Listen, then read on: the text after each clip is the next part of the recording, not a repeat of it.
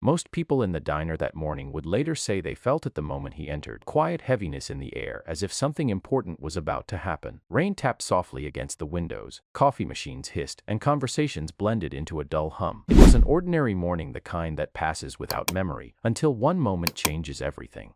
The door opened slowly, and a man in a wheelchair rolled inside. His jacket was worn, damp at the shoulders, and one sleeve hung slightly loose where his arm didn't move quite the same. A metal brace ran along his leg, and every motion of the chair looked practiced, careful, the movements of someone who had learned patience the hard way. He paused just inside the doorway, letting his eyes adjust, scanning for an empty table. Some people glanced at him briefly, then looked back to their plates. Others pretended not to notice at all. But one table near the center of the diner noticed him. 3 young men sat there, laughing over half-empty cups. One of them nudged another and tilted his head toward the veteran. The laughter grew quieter, sharper, edged with something cruel. A whisper was followed by another, and then a snicker loud enough to carry. "Guess not everyone makes it back in one piece," one of them said. "For breaching," just loud enough for the words to travel. The veteran heard. Anyone could see it in the slight tightening of his jaw, in the way his hands paused on the wheels. But he didn't respond. He simply kept moving, guiding the chair toward a small table near the window. The aisle narrowed near the center of the room, and just as he approached, one of the young men pushed his chair back deliberately, blocking the path. The movement was slow, intentional, the kind of act meant to test how far someone would go to keep their dignity. The veteran stopped. For a second, no one spoke. The waitress behind the counter looked up, her face tense, uncertain. The manager glanced over, then quickly looked down again, pretending to focus on paperwork. The room filled with that uncomfortable silence that comes when people see something wrong but hope someone else will handle it. The young men chuckled again, louder this time, feeding off each other, the sound echoing in a way that made the air feel heavier. The veteran lowered his eyes, not in defeat but in restraint. His fingers rested calmly on the wheels,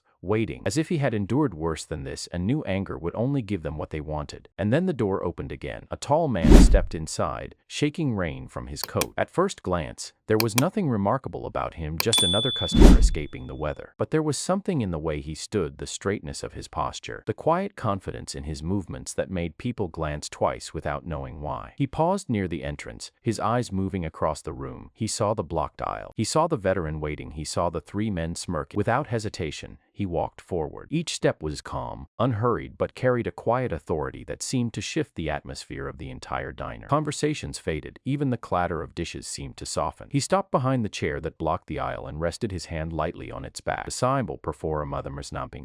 He didn't push. He didn't raise his voice. He simply stood there silent, looking down at the young man sitting in it. The young man turned ready with a sarcastic remark, but the words never came. Something in the stranger's expression, steady and unyielding, made the smile fade from his face. Slowly, almost without realizing it, he pulled his chair in, clearing the path. The veteran rolled forward, passing quietly, giving a small nod of gratitude that needed no words. The tall man returned the nod just as quietly. Only then did anyone notice the small insignia pinned discreetly inside the stranger's coat, visible for just a moment as he moved, an eagle, an anchor that spoke of rank, discipline, and years of service most could barely imagine. "Pripal Arhadaklop Pufak," he said nothing about. He simply walked to the counter and ordered coffee, as if nothing unusual had happened. Yet the entire diner felt different now. The laughter had stopped. The air felt steadier, grounded, as if a line had been drawn without a single word spoken. And no one there realized yet that this silent moment was only the beginning of a story none of them would ever forget. Iton sighs. For several minutes after the tall man ordered his coffee, the diner remained unusually quiet. 3 young men who had been laughing earlier now kept their voices low, their eyes occasionally drifting toward the counter where the stranger stood. There was something about him that made it hard to ignore his presence, even though he wasn't doing anything at all.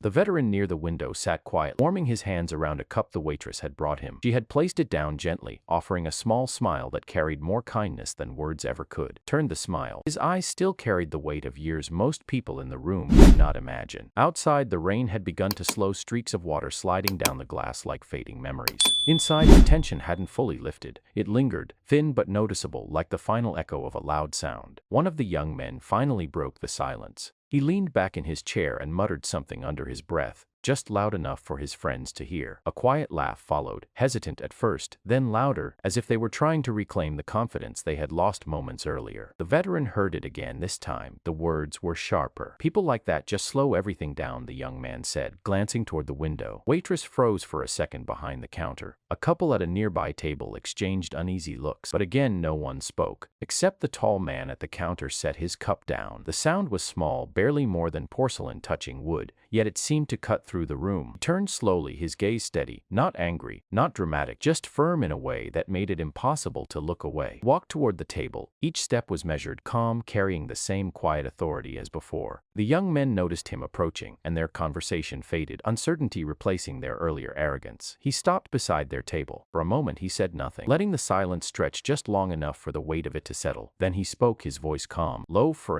Chinese, low, but clear enough for the entire diner to hear. "You know what it cost," he interpreted. "Do you know what it cost," he said, "to sit in that chair and still wake up every day choosing to live with dignity?" The young men looked at one another, unsure how to respond. The tall man continued, not raising his voice, not showing anger, only quiet conviction. "It costs years, pain most people never see, friends buried too soon, and a strength you can't understand until everything you were is taken from you." The diner was silent now. Even the rain outside seemed to have stopped, as if the world itself were listening. One of the young men shifted uncomfortably in his seat. "We were just joking," he muttered. The tall man nodded slightly. "Jokes are supposed to make booters slightly war. Jokes are supposed to make people laugh," he said, "not remind them of what they've already lost." No one spoke after that. Then slowly he reached into his coat and placed something on the table. It was a small worn badge, its surface scratched from years of use but still unmistakable. The emblem caught the light for just a moment. "I've served," he said quietly, "and I've stood beside men like him, men who carried others out when they could barely stand themselves." The young men stared at the badge, their faces changing, embarrassment replacing arrogance. One of them swallowed hard. "You didn't know," he said. The tall man met his eyes calmly. "You didn't need to know," he replied. "Respect shouldn't depend on a uniform." He picked up the badge and slipped it back into his coat. Then he turned and walked toward the window. The veteran looked up as he approached. For a moment, the two men simply regarded each other, a silent understanding passing between them, something deeper than words, built on experiences neither needed to explain. "Coffee's not bad here," the tall man said with a faint smile. The veteran chuckled softly. "I've had worse," he replied. They sat in silence for a few minutes, watching the street as the clouds began to part and sunlight broke through in thin, golden lines, calf falls. Behind them, one of the young men stood up slowly. He walked over to the veteran's table, hesitating for a second before speaking. For a second before "I'm sorry," he said quietly. "I shouldn't have said those things." The veteran studied him for a moment. "Spassinate once. Iver vor sekater warpershuri sties." "I shouldn't have said those things." The veteran studied him for a moment, then nodded once. "Just remember it next time," he said. The young man nodded, relief washing over his face as he returned to his table. The diner slowly came back to life. Conversations resumed, dishes clattered, and the world continued as it always does. Something had changed, something small but lasting. Sometimes, it isn't loud speeches or dramatic gestures that change people. Sometimes, it's a quiet voice, a steady presence, and the courage to stand up without saying more than necessary.